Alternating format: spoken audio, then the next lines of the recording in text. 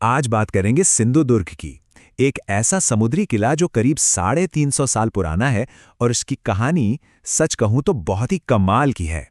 और ये कहानी शुरू होती है एक बड़े ही अजीब सवाल से कि आखिर कोई राजा अपने इतने सारे किलों में से सिर्फ एक ही किले में अपने हाथ और पैरों के निशान क्यों छोड़ेगा। जी हाँ, ये कोई कल्पना नहीं बल्कि खुद छत्रपति शिवाजी महाराज का छोड़ा हुआ एक बहुत ही खास, एक बहुत ही पर्सनल निशान है। लेकिन देखिए, सिंधुदुर्ग सिर्फ एक ऐतिहासिक किला या कोई पुरानी इमारत नहीं है। ये तो इतिहास का एक जीता जागता पन्ना है।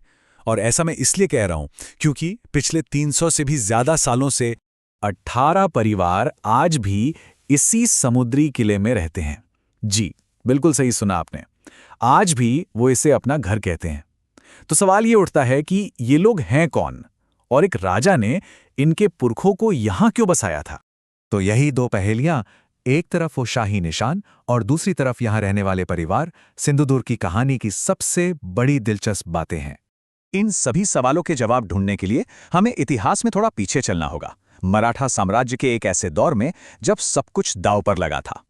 और उन हाथ के निशानों के पीछे की कहानी, वो तो अटूट भरोसे और बहुत बड़े बलिदान की कहानी है। हुआ ये कि किले का निर्माण जोर शोर से चल ही रहा था कि अचानक एक बहुत बड़ी मुसीबत आ गई। मुगल बादशाह औरंगजेब ने छत्रपति शिवाजी महाराज को धोखे से आगरा में कैद कर लिया। अब सोचिए, साम्राज्य का खजाना आना बंद हो गया। ऐसे में जो मुख्य आर्किटेक्ट थे, हिरोजी इंदिलकर, उनके सामने एक बहुत बड़ा सवाल था।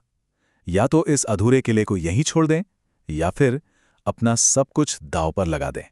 पर हिरोजी का विश्वास मजबूत था। उन्होंने कर्ज लिया, अपनी निजी संपत्ति तक गिरवी रख दी, क्योंकि उन्हें पूरा यकीन था कि उनके राजा आगरा से जरूर वापस आएंगे। और जब शिवाजी महाराज वापस लौटे तो वो इतने भावुक हुए कि उन्होंने हिरोजी को खूब सारा धन और सम्मान देने की पेशकश की। लेकिन हिरोजी ने जो मांगा वो किसी भी दौलत से कहीं ज्यादा कीमती था। ये किला सिर्फ भरोसे की नींव पर नहीं बना था। सच तो ये है कि ये अपनी बनावट और सुरक्षा के लिहाज से एक बहुत बड़ा अजूबा था। मतलब इस किले को ऐसा बनाया ही गया था कि इसे कोई जीत ही ना सके। इसकी सुरक्षा के लिए एक नहीं बल्कि कई लेयर्स थी, इतनी जबरदस्त कि इन्होंने मुगलों और पुर्तगालियों दोनों के हमलों को नाकाम कर दिया। और इसमें दिमाग का इस्तेमाल देखिए। जो बाहर निकलने की खुफिया सुरंग थी, उसका रास्ता एक मंदिर के अंदर छिपाया गया था, ये सोचकर कि दुश्मन शायद ही कभी किसी मंदिर पर शक करेंगे। अच्छा, तो वो लोग कौन थे जिन्होंने इस किले को आबाद किया? इसका जवाब उन परिवारों के पास है जो आज भी वहीं रहते हैं। आज जो लोग यहां रहते हैं उनमें से कुछ तो उन परिवारों की 12वीं या 13वीं पीढ़ी हैं जिन्हें शिवाजी महाराज ने खुद यहां बसाया था। और ये सिर्फ रहने वाले लोग नहीं थे, ये किले की व्यवस्था का एक जरूरी हिस्सा थे। हर परिवार की एक खास जिम्मेदारी थी जो पीढ़ी दर पीढ़ी आगे बढ़ती गई। और आपको जानकर हैरानी होगी कि दुनिया से कटे होने के बावजूद, खासकर मानसून में, यहाँ के लोग अपने इस अनोखे घर से बहुत प्यार करते हैं। वो इसे शहर की जिंदगी से कहीं बेहतर मानते हैं। ये उनकी हिम्मत को दिखाता है। सोचिए, बारिश के मौसम में करीब 4 महीने तक ये किला दुनिया से कट जाता है और इन लोगों को पहले से ही सारे जरूरी सामान का स्टॉक करना पड़ता है। मतलब कमाल की प्लानिंग और आत्मनिर्भरता चाहिए होती है। इस किले ने दुश्मनों और वक्त की मार तो झेली, लेकिन ये बिना नुकसान के नहीं बच पाया है। एक जमाने में इसी किले के अंदर राजवाड़ा हुआ करता था। वो छत्रपति शिवाजी महाराज का अपना शाही महल था।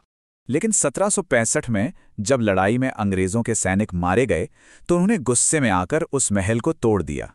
उनका मकसद था मराठा लोगों की शान को मिटाना।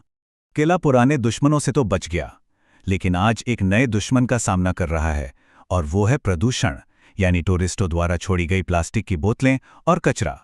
बस यही बात सोचने पर मजबूर कर देती है कि जिन लोगों ने इस जमीन के लिए इतना कुछ कुर्बान कर दिया, अगर आज वो इसकी ये हालत देखते तो हमारे बारे में क्या सोचते।